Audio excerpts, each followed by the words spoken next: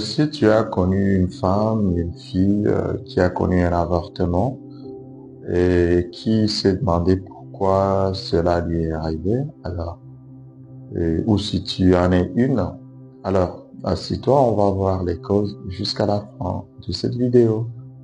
Alors, il y a plusieurs causes des avortements et notamment, on peut avoir des avortements qu'on appelle des avortements précoces et des avortements qu'on appelle des avortements tardifs. Et des avortements précoces sont généralement dus à certaines causes des causes chromosomiques. Ils peuvent être dus à des causes hormonaux, ils peuvent être dus à des causes infectieuses, peuvent être dus à des causes placentaires, comme ils peuvent être dus à un mode de vie ou à des maladies métaboliques. Et c'est ce que nous allons expliquer d'abord un à un pour que l'on comprenne ce que tout cela signifie. Alors, lorsqu'on parle des causes chromosomiques, normalement, pour qu'il y ait fécondation, il doit y avoir la rencontre d'un spermatozoïde et d'un ovule. Le spermatozoïde ou la sémence mâle et la sémence femelle. Ces deux sémences ou ces deux semences doivent s'unir, doivent se mettre ensemble. Et lorsqu'ils se mettent ensemble, le spermatozoïde amène son noyau et les noyaux du spermatozoïde entrent dans l'ovule et ces deux noyaux vont amener leurs chromosomes ensemble.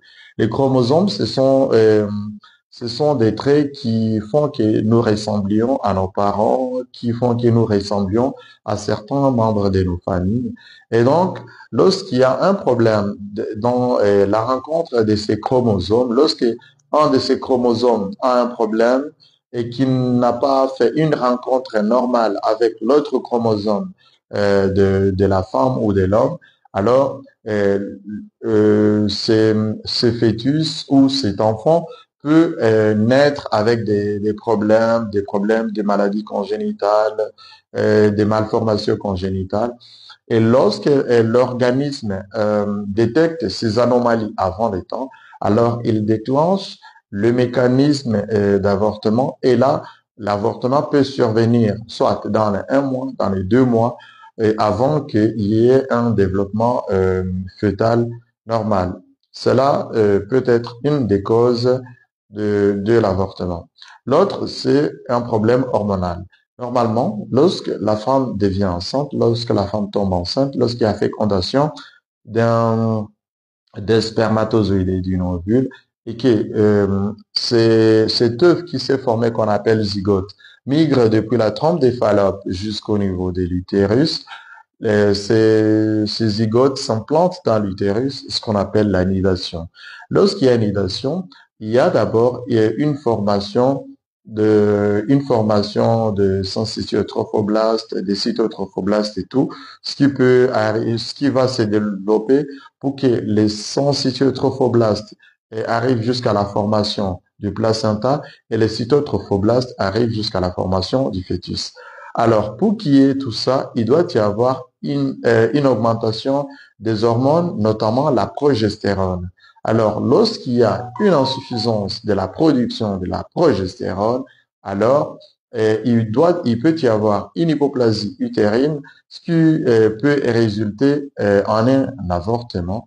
Et cela peut survenir dans les 1 mois, les 2 mois ou les 3 mois après la fécondation. Donc, ça peut être une des causes des avortements lorsqu'on a une insuffisance en progestérone. Une troisième cause qu'on a dit est le mode de vie. Une femme qui prend beaucoup d'alcool, une femme qui prend des tabacs. Alors en Afrique, on va prendre une femme qui prend des médicaments traditionnels non contrôlés dont elle ne sait ni la nature ni la posologie. Cela peut être toxique pour son foie, pour les fœtus et cela peut conduire jusqu'à l'avortement. Une autre chose qu'on peut dire, ce sont des anomalies placentaires. Les anomalies placentaires, cela arrive notamment en cas de ce qu'on appelle les syndromes des antiphospholipides. Normalement, comme on l'a dit, lorsqu'il y a la migration du zygote depuis la trompe des Fallope jusqu'au niveau de l'utérus, il y a nidation. Après nidation, il y a la formation du cytotrophoblaste et du syncytiotrophoblaste. Lorsque les syncytiotrophoblastes se développent et forment ce qu'on appelle le placenta, dans le placenta, il peut y avoir par des mécanismes encore non élucidés des anticorps qui peuvent venir attaquer les cellules du placenta. Et lorsqu'il y aura attaque ou la destruction des cellules placentaires, il y aura la formation de certains caillots sanguins au sein des vaisseaux sanguins qui se trouvent au niveau du placenta. Et lorsqu'il y aura ces microthromboses ou ces caillots sanguins se trouvant au niveau du placenta, le placenta ne sera pas bien vascularisé. Et comme le placenta ne sera pas bien vascularisé, alors il y aura une insuffisance ou une carence de l'oxygène, des nutriments au niveau de l'embryon et après, l'embryon va s'arrêter et on aura un avortement.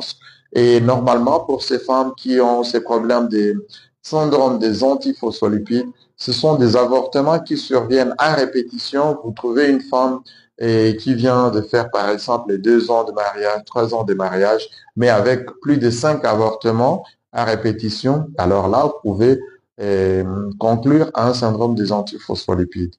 Mais néanmoins, si vous n'êtes pas sûr de cette maladie, vous pouvez aller faire ce qu'on appelle un dosage des anticorps antiphospholipides pour être sûr vraiment que c'est un problème de cette maladie qu'on appelle le syndrome des antiphospholipides. Une autre cause des avortements, comme je l'ai dit, ce sont des maladies métaboliques, notamment le diabète, l'hypertension artérielle et plein d'autres maladies immunitaires.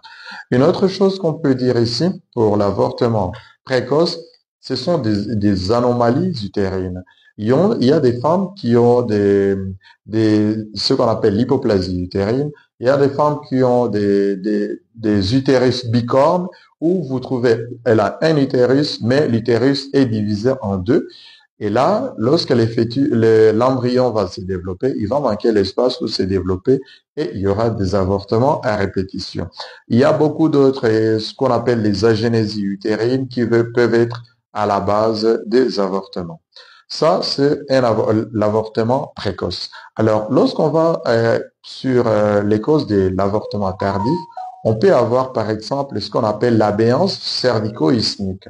L'abéance cervico-isthmique, c'est lorsque le col de l'utérus n'est pas capable de supporter les poids du fœtus ou de l'embryon qui s'est développé dans l'utérus.